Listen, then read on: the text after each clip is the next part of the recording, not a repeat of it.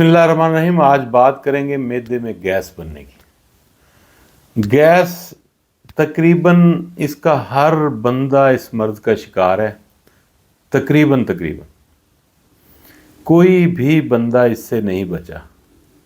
लेकिन फिर भी जिनको बहुत ज़्यादा ये गैस की मर्ज हो जाए तो वो मुख्तलिफ बीमारियों का शिकार हो जाते हैं, जिनमें दिल की मर्ज भी है, शुगर भी है, गुर्दों की मर्ज भी है। तो लिहाजा अगर आपने मैदे में गैस बनने वाले अमल को ख़त्म कर लिया तो गोया आपने अपनी बॉडी को बिल्कुल फिट कर लिया। इसकी कई मेन वजूहात हैं जिसकी वजह से गैस बनती है।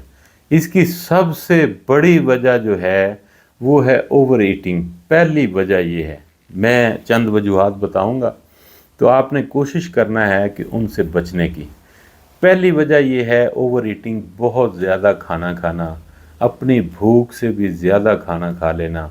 मैदा उसको हज़म नहीं कर सकता और बाज़ औक़ात मैदा बहुत आहिस्ता आहिस्ता कमज़ोर होना शुरू हो जाता है। फ़र्ज़ करो आपका मैदा बहुत अच्छा है, वो जितनी भी ग़िज़ा खाते हैं वो हज़म कर रहा है, लेकिन वो आहिस्ता आहिस्ता कमज़ोर होना शुरू हो जाएगा।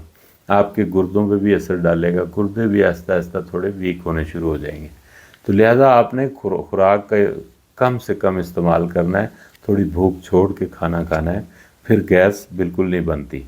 दूसरी वजह, तेज़ मिर्च मसालों वाली चीज़ों का इस्तेमाल, स्पाइसी जिन्हें कहते हैं, वो हर वक्त ही कभी कभार होता है कि बंदा स्पाइसी चीज़ थोड़ी बहुत खा लेता है, उससे कोई ख़ास फ़र्क नहीं पड़ता। लेकिन एक आदमी मुसलसल ही सुबह से शाम तक स्पाइसी चीज़ों को ही चूज़ कर रहा है, कढ़ाई खा रहा है, पिज़्ज़े खा रहा है, बर्गर खा रहा है और साथ ये कोक की बोतलें पी रहा है, तो उसको गैस होने के चांस 100% है। तो लिहाजा आपने अपनी खुराक का ख़ास ख्याल रखना है। और आयल के अंदर जो चीज़ तली जाती है, जिसमें समोसे, पकौड़े, ये इस किस्म की चीज़ें आयल में जो तली जाती हैं। अब देखिए, समोसे के अंदर तो सब्ज़ी वगैरह डाली होती है, एक मुरक्कब डाला होता है, लेकिन उसके ऊपर जो तह है वो मैदे की होती है, और मैदे को जब ऑयल के अंदर तला जाता है तो वो मैदा भी आपके अंदर जाता है, तो वो 100% ख़राबी पैदा करेगा। तो लिहाजा आपने ऑयल में तली हुई अशिया का भी कम से कम इस्तेमाल करना है। जंक फूड का देखिए, कभी कभार होती हैं ये शौकिया चीज़ें होती हैं। कभी कभार आपका दिल किया हफ्ते में 15 दिन बाद एक दफ़ा, तो कोई ख़ास फ़र्क नहीं पड़ता। हाँ, मैदा जो है एक्सेप्ट करके उसको हज़म वगैरह कर लेता है। लेकिन अगर मैदे को बार बार ये चीज़ें दी जाएं तो मैदा आखिरकार ख़ुद ही वीक हो जाता है, फिर सही चीज़ को भी वो सही डाइजेस्ट नहीं कर पाता। तो लिहाजा आपने जंक फूड का इतना बड़ा मसला है कि जो भी फ़र्ज़ करो आपने पिज़्ज़ा खाया तो ऊपर से आप बोतल पिएंगे, बोतल ठंडी होती है, और वो बोतल जब आप पीते हैं कोक वगैरह, तो यकीन मानिए कि आपके मैदे का सत्यानाश, झटका लगता है मैदे को, बहुत बुरा झटका लगता है। तो कोशिश किया करें कि आपने अगर कोई ऐसी चीज़ खा ली है तो ऊपर से कोक का इस्तेमाल ठंडे का ना किया करें। तो अगर आपने पीना भी हो तो पानी वगैरह तो खाने से 40 मिनट बाद आप पी सकते हैं। फौरी पिएंगे तो आपका मैदा डैमेज आहिस्ता आहिस्ता हो जाएगा। उसके बाद आते हैं दवाइयों की तरफ, कि बाद लोग बेशुमार दवाइयाँ बहुत खाना शुरू कर देते हैं रेगुलर बुनियादों पे। पेन किलर दवाइयाँ रेगुलर डेली बुनियाद पे सुबह दोपहर शाम कई लोग खा रहे होते हैं।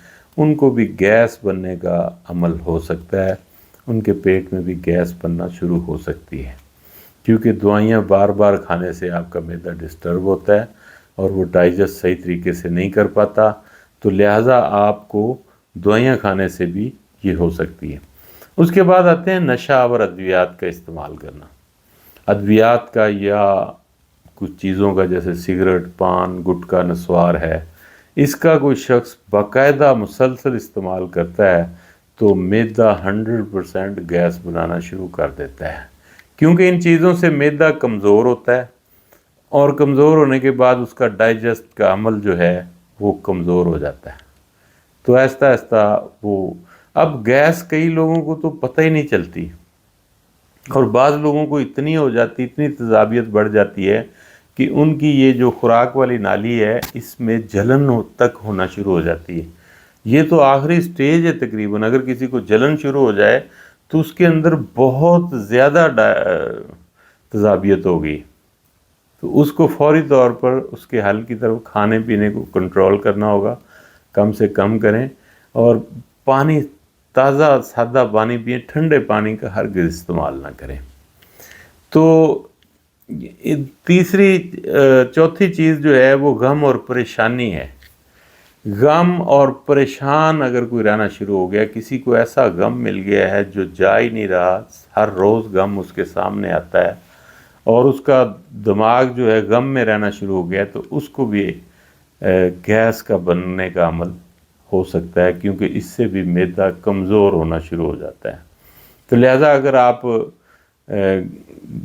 غم کے عمل سے گزر رہے ہیں تو کوشش کریں کہ اس سے نکلیں، اس فائل کو جو دماغ کے اندر اس کو ڈیلیٹ کریں، غم والی کو، اور خوشیوں والی فائل کو اوپن کریں، تو پھر آپ اس سے نکل سکتے ہیں. کیونکہ اس سے انسان پھر جس کو غم بھی ہو اور گیس بھی بننا شروع ہو جائے تو وہ پھر چڑچڑا ہونا شروع ہو جاتا ہے، بہت غصہ آنا شروع ہو جاتا ہے، اس کا کھانا ہضم نہیں ہوتا.